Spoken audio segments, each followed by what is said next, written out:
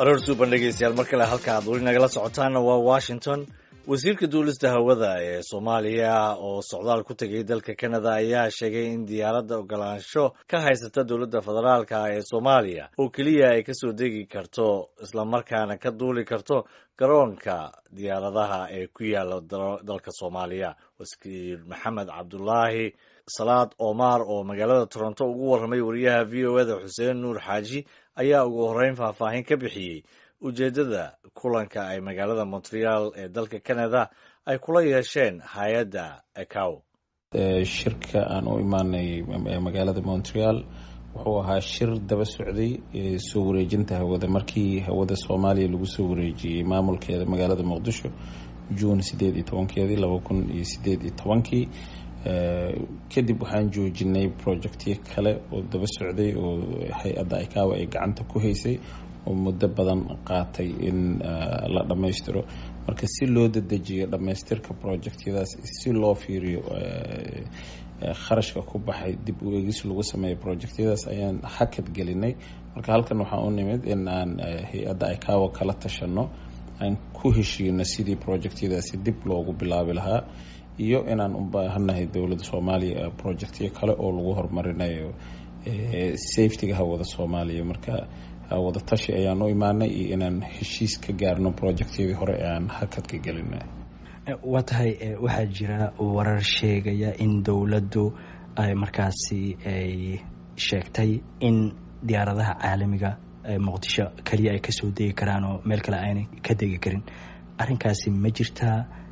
haddii aysan jirinse qorshahaasi midin ku jira? diyaaradaha Soomaaliya wadanka Soomaaliya yimaada ee dibadda ka yimaada waxay tagaan magaalooyin ka mid ah wadanka Muqdisho iyo Kismaayo iyo dhowr meel oo kale oo si toos ay diyaaradaha u tagaan. diyaaradda haysata fasaxana waxaa bixisa dowladda dhexe, innaga ayaa bixino.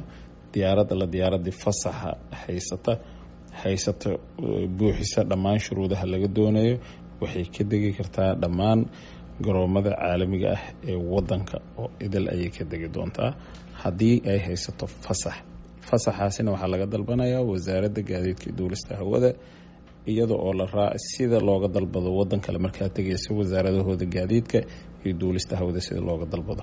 marka shirkadii soo buuxisa shuruudahaas haysata permitkii lagu duuli lahaa way ka degi kartaa garoomada. marka adoo raaliya shuruudahaasi maxay noqon karaan? shuruudahaasi waa shuruudaha civil aviationka u degsan sida registrationka diyaaradda, safetygeeda, crewga iyo waxyaabo kale oo tiro badan oo checklist dheer ayaa jiro. checklistigaas diyaarad kasta oo wadanka imaanayso iyo midda ka duulaysa wadanka gudihiisa waa inay soo buuxiyaan shuruudahaas. kadib ayaa waxaan siinaa ogolaasho. marka diyaaradda ogolaanshaha haysto way ka degi kartaa magaalooyinkaasi kale. waxaa jirta in diyaaradaha ka shaqeeya gudaha dalka ama wadamada dariska sida Kenya oo kale oo dalka ka howlgala ay soo kordhayaan. waxaa jirta cabasho dadku ay ka qabaan dhanka badbaadada diyaaradaha noqoto amaba xilliga ballamada oo kale oo diyaaradaha qaarkood waxaaba la sheegaa in waa buuxsantay biri soo laaba xitaa dadka loo sheego. dabcan wasaaradiina ama wasaaradaaday hoos tagaan duulimaadka oo dhan. ma dhegeysataan cabashada dadka? sidee ku hubisaan marka diyaarado cusub dalka ay ka howlgalayaan oo wadamada dariska ama gudaha dalka ha noqdaan? diyaaradaha ka howlgalaya Soomaaliya sidaan hore u sheegna waa inay soo weydiistaan sharci ay ku yimaadaan wadanka. marka waan ka waraynaa diyaarad kastoo imaanaysa sharci bay soo weydiisataa.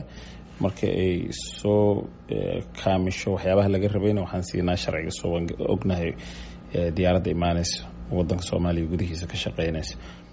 diyaaradaha waxaan u soo dejinay shuruuc ayaa jira mar hore aan faafinay bilo hore aan faafinay oo ahayd diyaaraddu 3 saacadood ka badan rakaabka kuma hayn karto airportka gudihiisa. diyaarad rakaabkii sugayay meel kale ma aadi karto ilaa rakaabkaasi ay qaado oo lama kiraysan karo. marka shuruudo badan ayaa jira.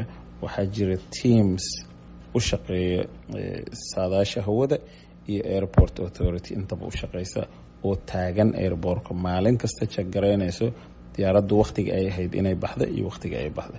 diyaaradaha jabiya shuruucda aan dejinay 3 saacadood ka badan dadka ku haya iyadoona cilad technical ah aynan jirin ganaax ayay mutaysataa ilaa iyo markii saddexaad ay gaarta level aan kala noqono ruqsooyinka aan siirayna marka waan ka warhaynaa waana enforce garaynaa